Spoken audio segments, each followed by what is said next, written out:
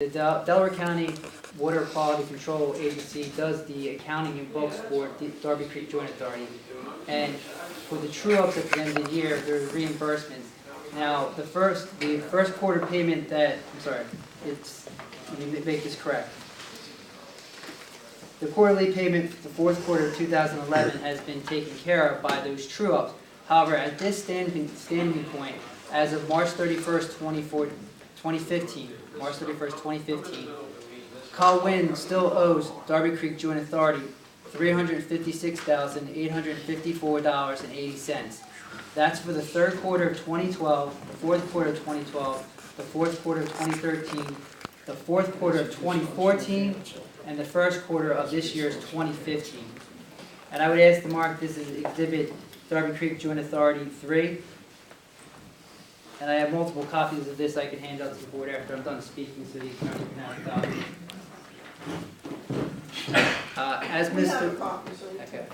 As Mr. Judge has indicated, Darby Creek Joint Authority believes that it's in Colwyn's best interest to proceed with the Act 47. They are a member municipality. We would like to see them on firm financial footing. We have held off in the litigation is proceeding forward with, in consultation with Mr. McLean, who's representing Colwyn in that matter. However, the authority would like to see some kind of progress here for Colwyn so that the authority can be brought whole to this point. Again, with the outstanding being $356,854.80. We understand from communications with Department of Community and Economic Development that Colwyn may be eligible for certain emergency loan procedures. If that were to take place, if they are found to be in financial distress, the authority would like to be recognized as a priority creditor and to receive reimbursement or proper payment of the outstanding sanitary sewage fees. We also we believe under the Financial Distress Municipal Financial Recovery Act, we are considered a creditor because Colwyn owes us over $10,000. So if the board has any questions for me, I can attempt to answer them. If not, I'll make myself available with my contact information to the board. If the financial distress is found, we would ask to have direct communications with the appointed controller for the decisions that will be made in consultation with Colwyn's counsel. No, thank you very much. Thank you. Sorry I didn't remember to bring it forward first. No, not a problem. Not a problem. Thank you very much. Have a good evening. Are there any other members of the public that are present that would like to speak? Wait a minute, that are what? Present. Can I speak? Okay, this young lady first in the front asked first, so I'll take her first. Go ahead, before the podium. You, Ruth. I can speak. And can you Yes. please state your Hi, name? my name is Ruth Meuser, M-E-U-S-E-R. I moved here in 1995 on a full-time basis. I also was the president of Colwyn Seniors for approximately 7 years, somewhere in that area. It actually took the council here almost 2 years before they realized we no longer came up here. It's very hard for me not to get personal, so I will tell you that. I sit here and listen to the prior council president. Excuse me, it's better now than it was then. First of all, there was a lot of violence before, warnings and so forth. I've even got escorted out of this council meeting before. So, but it's very hard for me to stand up here and say what I need to say. But I just, to me, we need you. We need you desperately. Since 2011, I started to ask questions about the people that were working inside this borough. In 2008, I'm the one that gave them the information from 2008 to 2010, how many borough managers and solicitors we had. We had one solicitor that only lasted 3 months. He got $5,000 for each month he was here. He did nothing, but he walked away real fast when he found out what was going on. We had another solicitor who left because his job was in jeopardy. And that's telling you something. Something was going on seriously for them to leave. Just get up and leave. And not give a real explanation. But the one who left, that was here, one of them that left, did write a letter to all council to tell them why. And that was because meetings were being held without certain council members being notified. And he requested for that to happen. It wouldn't happen, so he left. I sit here and I can't believe what I'm hearing sometimes, but for some reason in 2011 and 2012, I started getting stronger and stronger about the behavior of what was going on down at the Borough Hall. We've had, in 2013, if you look at a budget, you'll see that the $35,000 was given to the borough manager. She was only here 4 months. $35,000 in 4 months. She was only here part-time. Something's wrong with this picture. How can you be here 4 months, part-time, $35,000? That's serious. So last year, I came, this past year, last year in October, I decided to go to class to find out about what council's job really is. There's a big difference between, and I don't think council knows the difference. There's a difference between being on council and a borough manager. Council does not do the paperwork, the stuff inside the borough hall. We had that. That's where the disaster started. We need a borough manager. This borough manager we have now has been called a whistleblower. That's wrong. She has done more for this borough in the last year than anybody else. She also has made it known, which is really scary, and the people that live here should be afraid of what was going on. The money that was spent never should have been being spent. There's no way. We have a council member who thinks he can cut jobs back. That's some jobs, yes. Borough manager, I would say absolutely not, in the sense, you want to call her a whistleblower, go ahead. But that's not true. She knows what she's doing. She knows how she's doing it. And she knows what she is doing. And it's so important for all this to go on. I see the light went on. I am sorry, and I try not to get personal. Thank you. There's a gentleman in the back, I believe. I don't see real well, but okay, please come forward and please state your name, your address, if you don't mind. Brian Locke, LCK, 435 South Fifth Street. I've lived here for 37 years, and I could tell you that it's never been this bad. We had audits up through 2007. We never had tax increases, but a few percent, every year. In fact, I think 1 year we even had a tax decrease. It was never that bad. Since 2008, they've been unable to pass audits for 3 or 4 years, and the other audits haven't even been completed yet. I mean, there's always discrepancies in the audits that are done. I want to know from your organization, are you going to be looking at any of the past practices from the council members? Are you going to be looking at their transactions and doing anything like that? I know you're going to be changing procedures, but are you going to be turning any information over to the authorities about fraudulent activities in the past? The purpose of this, sir, is just to take testimony from the citizens. Okay. I know you're going to be looking forward. You're going to be looking forward and changing procedures and stuff so that things don't get this bad again. Okay.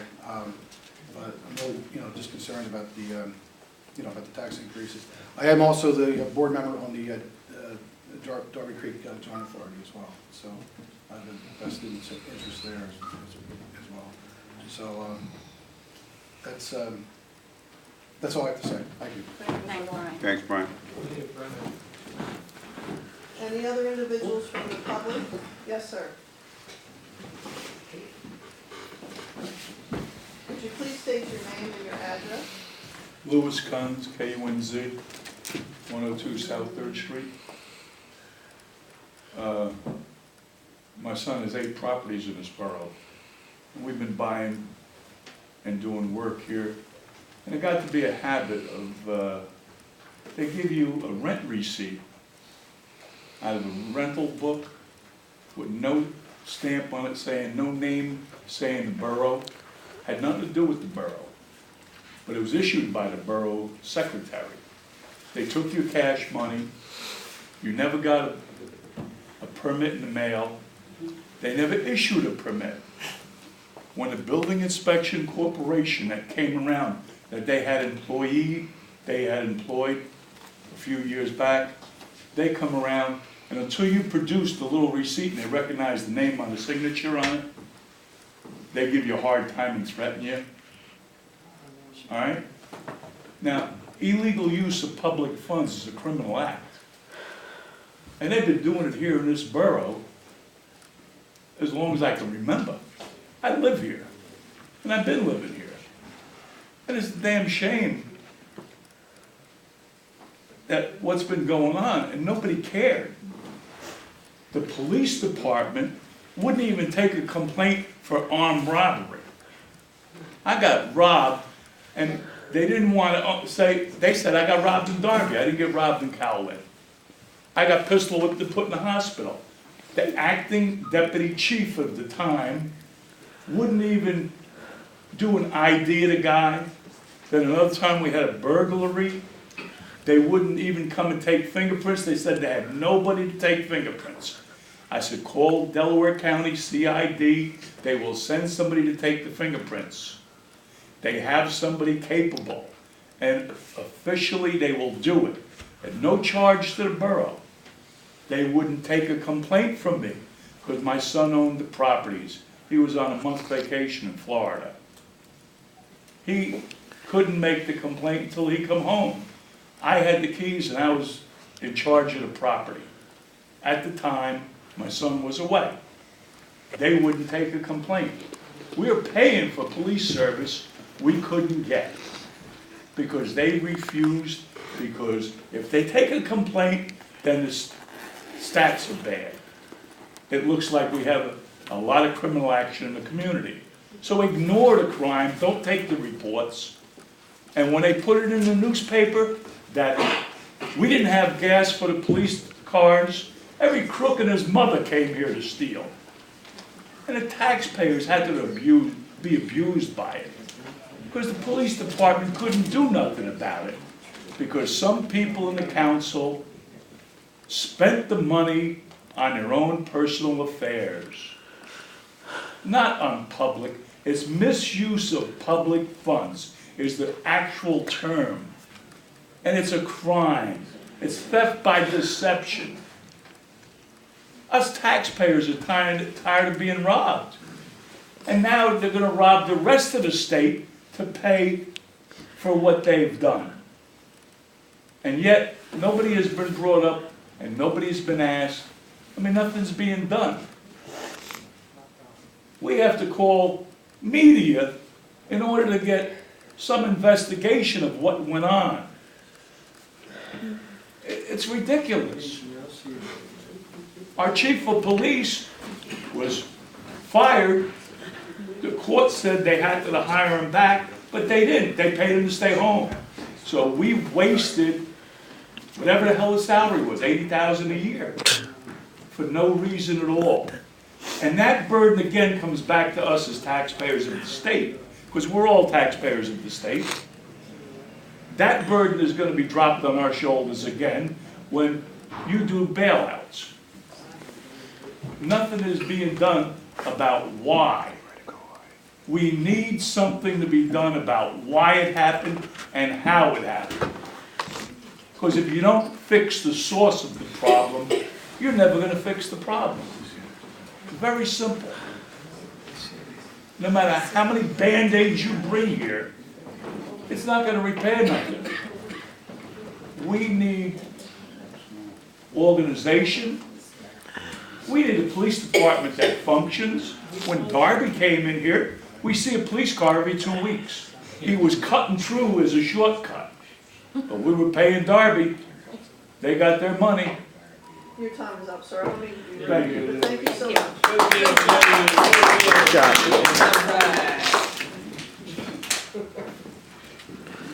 Are there any other members of the public that are present that would like to speak? Yes? Oh, you have not been sworn in. The young man will swear you in. Please raise your right hand now. You swear to tell the truth, the whole truth, and nothing but the truth, and I will set you before you. Please swear by God to swear affirm. Please listen to the sworn. Please keep it close. Minah, M-I-N-A, Bryant, B-R-Y-A-N-T, 437 South Second Street. This is actually my first time in meeting in 22 years that I've been here. I looked Can you at speak a little one, louder? Please. I looked at one video, which was the last meeting that they had, and it was horrible. And that's the reason why I'm here. I'm not here as a testimony because I really don't know everything that's going on. But if y'all need help, I am a grant writer. So I'm here to do whatever you may need. I do have a plan that I would like to talk to someone. I just don't know who to talk to about the Colwyn Swim Club. I would like to revitalize it if I have the opportunity. To bring in some programs and things, and then reinvest some of the money back into the community by purchasing and rehabbing homes to bring people back into, bring in taxes. Hopefully this will help more businesses to come back in to the city. So you have my information, whatever I can do, you just give me a call, I'll come in, we'll sit down, talk, and whatever. I know I heard you say that you're only here to help so much, and then they want to know what your plan is to going forward. And that's all I'm here to tell you, that I'm here to help. Thank you very much. Thank you. Anyone else present that would like to speak? Hearing none, then we will move to our own internal testimony based on your requests. We will first hear from Mr. Ryan Hottenstein, the Early Intervention Program Consultant from Financial Solutions. He will present testimony regarding the case of determination of distress under Act 47, Municipalities Recovery Program, and this will be based on his report that he gave, the emergency action plan that he gave earlier to the same body. Mr. Hottenstein. Thank you very much. Good evening. My name is Ryan Hottenstein, and I am employed by Financial Solutions, an affiliated business of Stevens & Lake. I have an extensive background in municipal government operations, having previously served as managing director for the city of Reading, Pennsylvania, and currently engaged as a member of the Act 47 team with the city of Shamokin.